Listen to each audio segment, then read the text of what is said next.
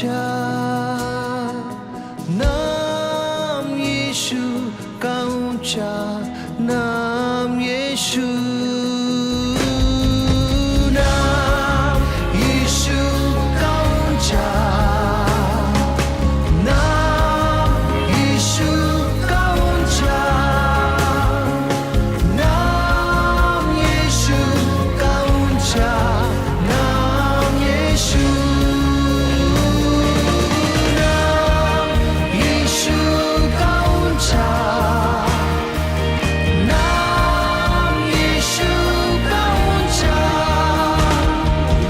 नाम यीशु का ऊंचा, नाम यीशु।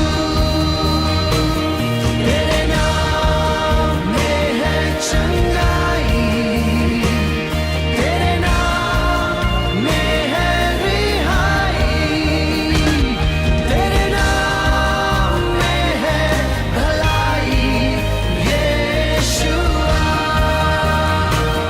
तेरे नाम में है चंगाई, तेरे नाम में है रिहाई, तेरे नाम में है भलाई, यीशुआ।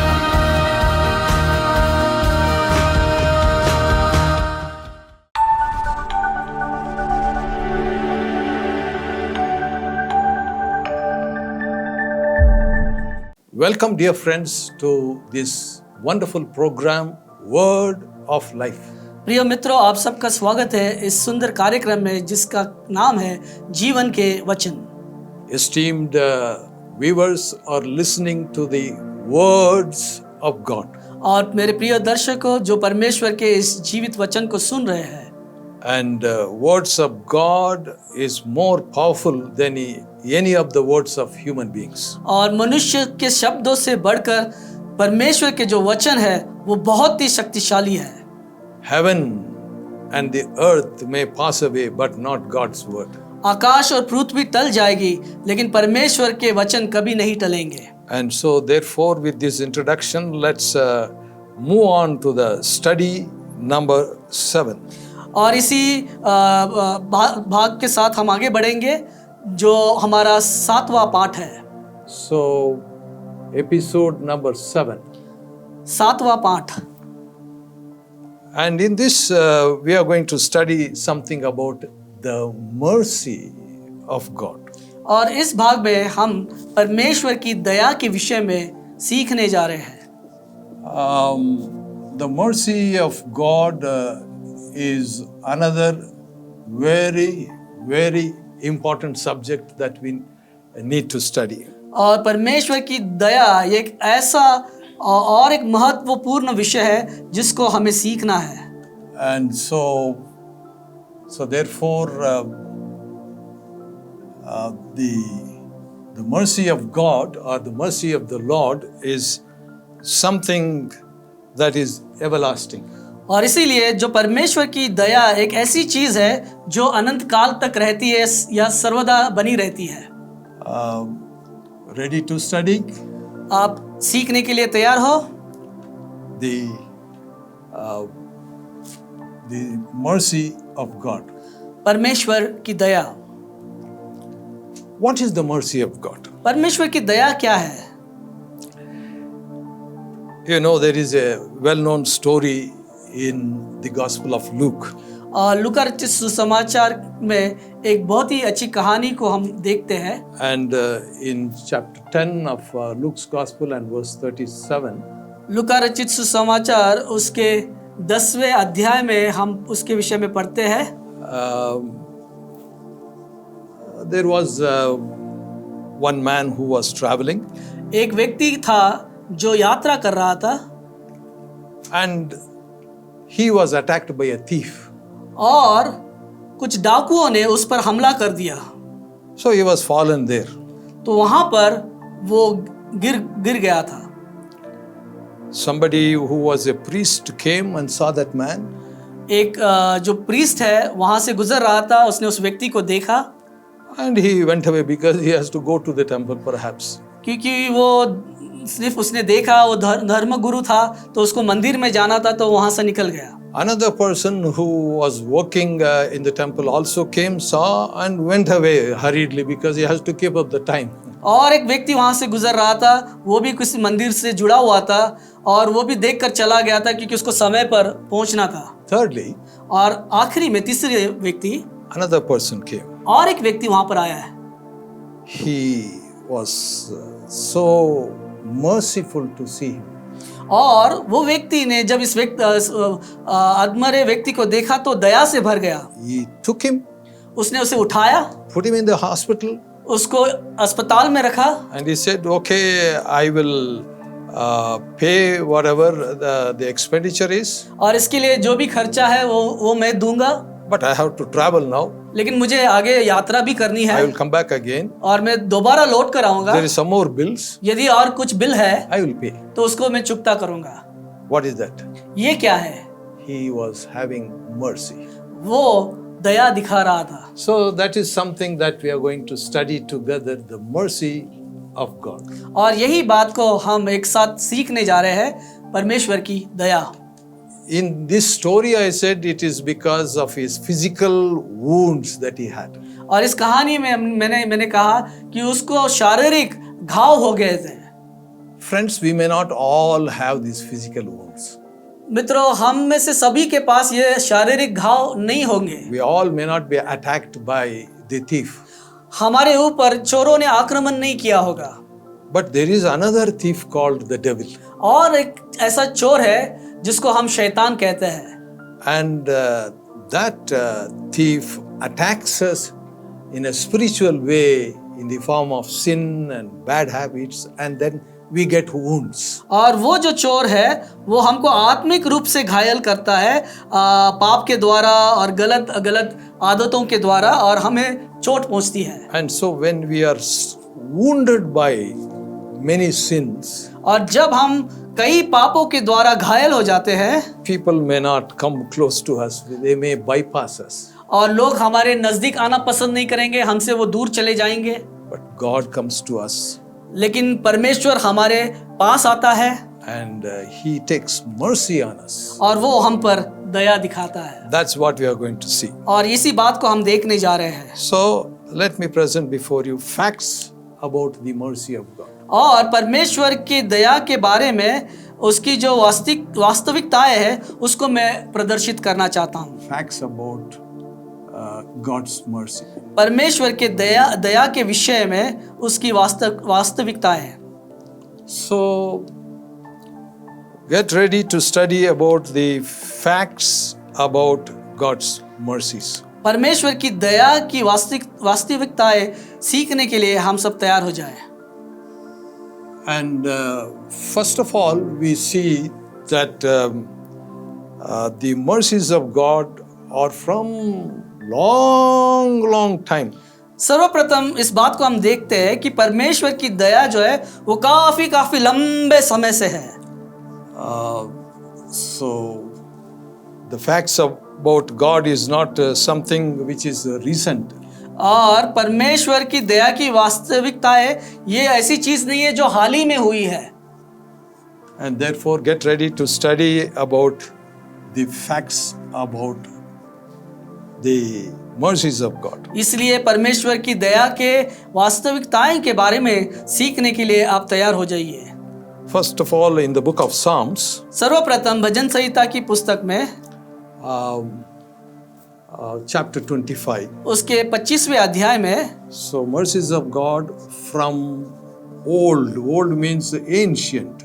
और यहाँ पर हम पढ़ते कि परमेश्वर की जो दया है वो काफी पुराने जमाने से या प्राचीन काल से है। In other words, God is always merciful.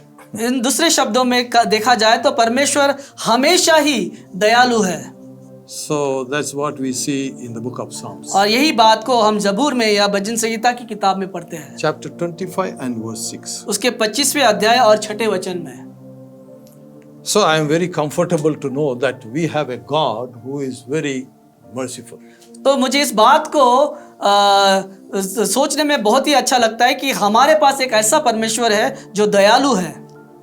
Secondly, the second facts about God is He is not only merciful from the beginning, He is full of mercy. और दूसरी वास्तविकता है परमेश्वर के दया के विषय में यह है, वो केवल दयालु ही नहीं लेकिन पूरे दया से भरा हुआ है वो। You know, when you take an orange, recently I bought an orange. और एक हाल ही में मैंने एक संतरा खरीद के लाया, And so when I tried to open it, I would try to apply a pressure, and so the juice started coming out of that orange. और जब मैं उसकी खाल को निकालने की कोशिश कर रहा था तो गलती से मैं ज़्यादा उसको दबा दिया तो उसका जो जूस है वो बाहर आने लगा। You know, when we put our pressure on God, we receive more of the juice of His mercy. और इसी प्रकार से जब हम परमेश्वर के ऊपर ऐसे दबाव डालते हैं और वैसे ही उसकी दया उससे बाहर हमारे लिए निकलती है। There was a disciple, his name is James. और प्रभु का एक चेला था, उसका नाम याकूब है। And so he writes in a small letter something like this. उसकी उस छोटी पत्री में वो ये लिखता है, The book of James and chapter 5 and verse 11. याकूब की पुस्तक उसके 5वें अध्याय के 11वें वचन में He says, when we have God's wisdom, वो कहता है कि जब हमारे पास परमेश्वर का बुद्धि आती है that will be full of God's mercy. तो वो बुद्धि उसके पूरे दया से भरी होगी। So ask for God's wisdom, you get also God's mercy. जब हम परमेश्वर से परमेश्वर की बुद्धि की मांग करते हैं तो उसके साथ उसकी दया भी हमें मिलती है। We are studying about the mercy of God. हम परमेश्वर की दया के विषय में चर्चा कर रहे हैं। Thirdly, God is our merciful high priest. और तीसरी बात, परमेश्वर हमारा दयालु महायाजक है। So, one of the works of the priest is, he will stand between God and human beings. और ये जो महायाजक है, इसका जो एक कार्य है वो परमेश्वर के और मनुष्य के बीच में खड़ा रहता है। And this merciful high priest is none other than the Lord Jesus Christ. और ये जो दयालु महायाजक है और दूसरा कोई नहीं, वो हमारा प्रभु यीशु मसीह है। So he is a high priest. वो महायाजक है। And in the book of Hebrews, और इब्रानियों की पुस्तक में we read that he is a high priest in chapter 2 and verse 17. उसके दूसरे अध्याय के 17वीं आयत में हम पढ़ते हैं कि वो महायाजक है। So he will be, he is like a high priest, he is like an advocate representing as a mediator between God and human beings. वो एक महायाजक के जैसा है, वो एक वकील के जैसा है जो हमारे बीच और परमेश्वर के बीच में एक मध्यस्थता है। And then let's move on to study one more fact about the mercy of God. और परमेश्वर की दया के विषय में और एक वास्तविकता को हम देखेंगे।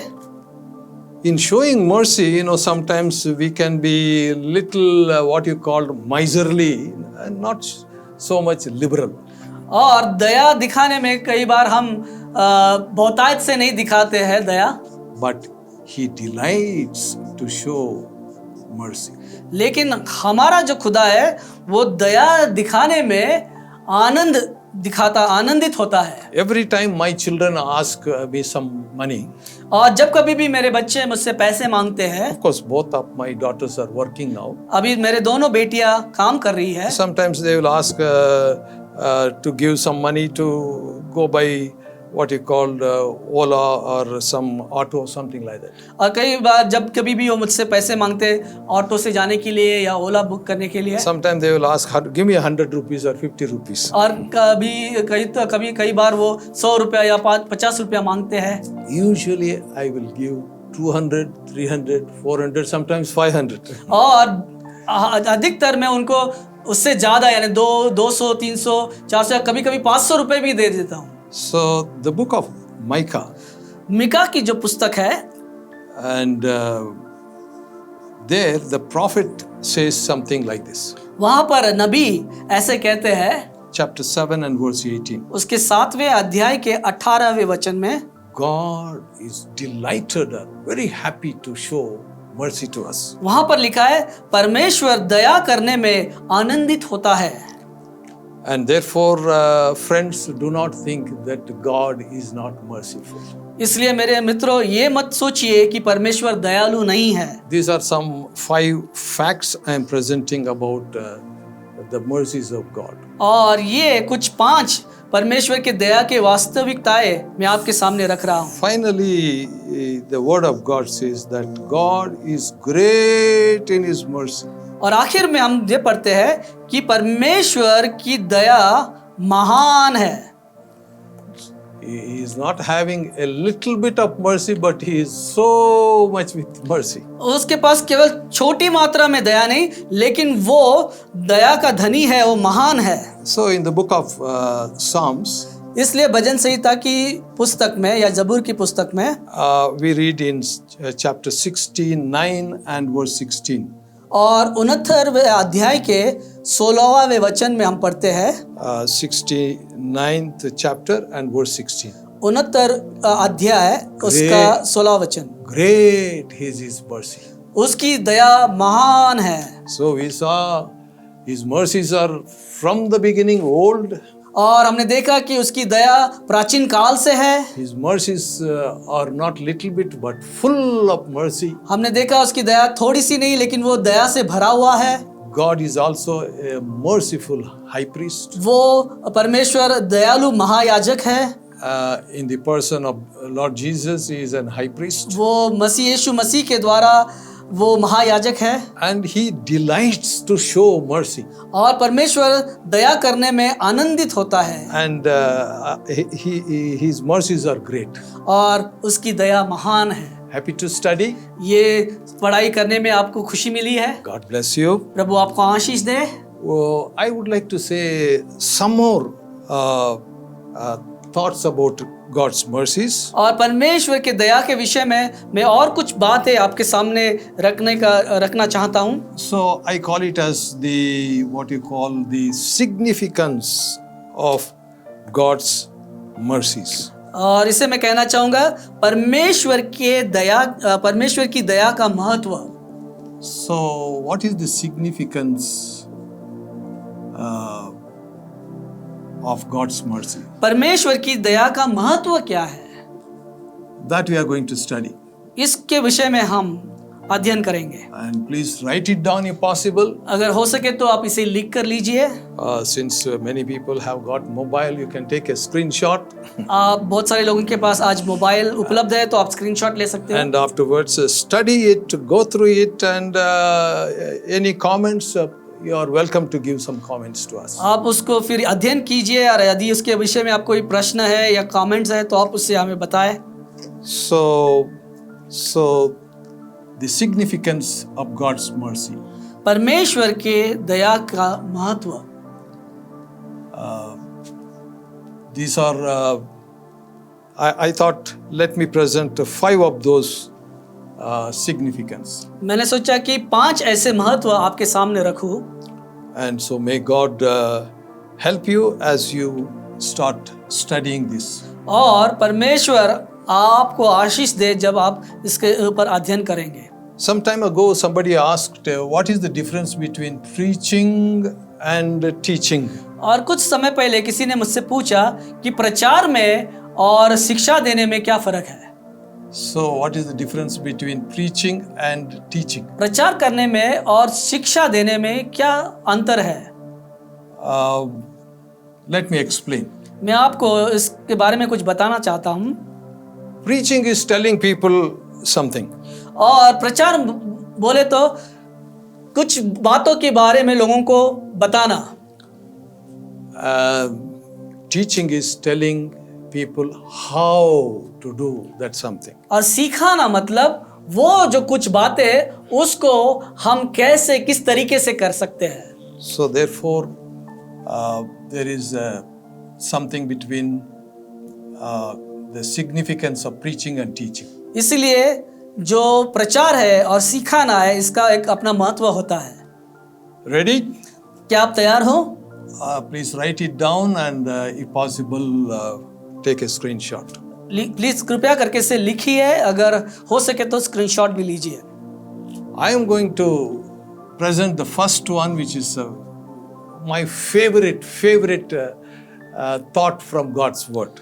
परमेश्वर के वचन से ये जो पहली बात है वो मेरे सबसे चाहती बात है। The first significance, जो पहला महत्व जो है,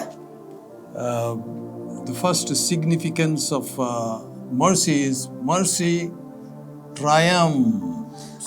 और परमेश्वर के दया का जो सर्वप्रथम महत्व है वो है जयवंत और विजयी। It triumphs over judgment. और परमेश्वर की दया का प्रथम जो महत्व है वो न्याय के ऊपर जयवंत होता है। You know, we all know that judgment is final. और हम सबको पता है कि न्याय जो है वो अंतिम होता है। For about 30 years, 40 years, I believed, 35 years, I believed that judgment is final. और 33 से 35 साल तक मेरा ये विश्वास रहा कि जो न्याय होता है वो आखिरी होता है या अंतिम होता है। I found out there is something which triumphs even the judgment. लेकिन मुझे इस बात की खोज पड़ी कि कुछ एक ऐसी चीज है जो न्याय के ऊपर भी जयवंत होती है, And that is mercy. और वो बात दया है। Mercy triumphs over judgment. और दया जो है न्याय के ऊपर जयवंत होती है। The book of James, याकूब की पुस्तक में chapter 5 and verse 11, उसके 5वें अध्याय के 11वें वचन में we read that mercy triumphs over judgment. हम पढ़ते हैं कि दया जो है न्याय के ऊपर जयवंत होती है। Actually, there is chapter 2 and verse 13. क्षमा कीजिए, वो याकूब की पुस्तक उसके 2 अध्याय और 13वें वचन में लिखा है। I repeat, James chapter 2 and verse 13. मैं फिर से आपको याद दिलाता हूँ, वो याकूब की पुस्तक 2 अध्याय 13 वचन है। That says, mercy triumphs over the judgment of God. जहाँ पर लिखा है कि दया जो है वो न्याय के ऊपर जयवंत होती है। I remember a story. मुझे एक कहानी याद आ रही है। There was one person who did a very big crime. और एक ऐसा व्यक्ति था जिसने बहुत ही बड़े गंदा काम किया था। And so it was during the time of Napoleon. और नेपोलियन के समय की ये घटना है। And so then he was decided to be executed by death. और ऐसा निर्णय लिया गया कि उसको मौत की सजा दी जाए। His little daughter came and knelt down in front of Napoleon. और उस व्यक्ति की छोटी बच्ची नेपोलियन के सामने घुटने पर आई। Napoleon knew why she came. और नेपोलियन को पता था कि ये क्यों आई। He said, "What I did is justice." और नेपोलियन ने उस बच्ची से कहा कि जो कुछ मैंने किया वो न्यायिक था। Little daughter said, और उस बच्ची ने कहा, "I have not come to ask justice. मैं आपसे न्याय मांगने के लिए नहीं आई, I have asked to come for mercy." मैं आपको दया मांगने के लिए आई। And so Napoleon was very touched and he released that person. और नेपोलियन को इस बात ने छू लिया और उस व्यक्ति को रिहा कर दिया। So second thing is not sacrifice. और दूसरी बात यह है, परमेश्वर बलिदान नहीं, God is not desiring for sacrifice. परमेश्वर बलिदान को नहीं चाहता। So in the Gospel of Matthew, और मत्ती रचित सुसमाचार उसके we read in chapter 9 and verse 13. 9वें अध्याय के 13 वचन में हम पढ़ते हैं, Sacrifice is very important, बलिदान महत्वपूर्ण है, but God desires mercy than sacrifice. लेकिन परमेश्वर दया को ज्यादा चाहता है। We already saw that wisdom is full of mercy. और हमने पहले ही देखा कि जो बुद्धि है वो दया से भरी हुई है। So that is another significance. और ये एक और परमेश्वर का महत्व, दया का महत्व है। So that we read it in chapter 3 and verse 17. Chapter 3 and verse 17 of book of James, याकूब की पुस्तक उसके 3 अध्याय 17 वचन में इस विषय में हम पढ़ते हैं, full of wisdom. परमेश्वर ज्ञान से भरा हुआ है, भरपूर है। And then fourthly, we see also it is trustworthy. और चौथी बात हम देखते हैं, परमेश्वर विश्वास योग्य है। And that is another fourth significance of mercy. परमेश्वर के ये दया के ये चौथा महत्व है, जिसमें हम पढ़ते हैं कि उसकी दया विश्वास योग्य है। So that we read in 1 Corinthians. इसे हम पहले कुरिन्थियों की पुस्तक में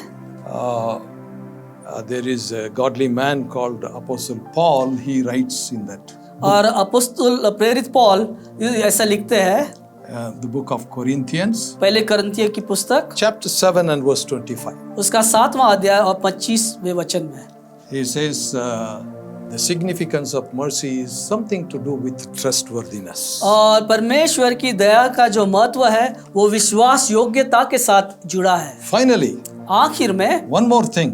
और एक बात, The significance of mercy is mercy brings the salvation of God.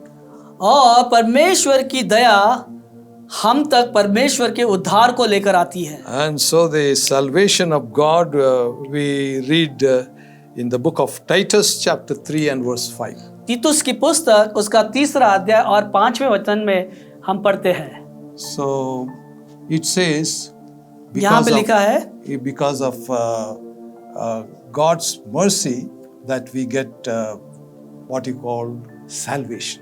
यहाँ पर लिखा गया है, परमेश्वर की दया के कारण से ही हमें उद्धार प्राप्त होता है। So what are some significance of God's mercy? और परमेश्वर के दया के क्या क्या महत्व है? It triumphs over judgment. वो न्याय के ऊपर जयवंत होती है। God wants mercy more than sacrifice. और बलिदान से भी बढ़कर परमेश्वर दया चाहता है। In the package of wisdom we get also full of mercy. और दैवीय बुद्धि के साथ साथ हमें दया भी मिलती है। Mercy of God makes us trustworthy. और परमेश्वर की जो दया है वो विश्वास योग्य हमें बनाती है। The salvation and the forgiveness of sins we get from the mercy of God. और पाप की क्षमा और उद्धार हमें परमेश्वर की दया के द्वारा ही प्राप्त होता है। Through the Lord Jesus we get that salvation. और प्रभु यीशु के द्वारा वो उद्धार हमें मिलता है, Because he gave his life on the cross. क्योंकि उसने अपना जीवन उस क्रूस पर कुर्बान कर दिया। Let's pray. आइए हम प्रार्थना करें। Father, we thank you for your mercy.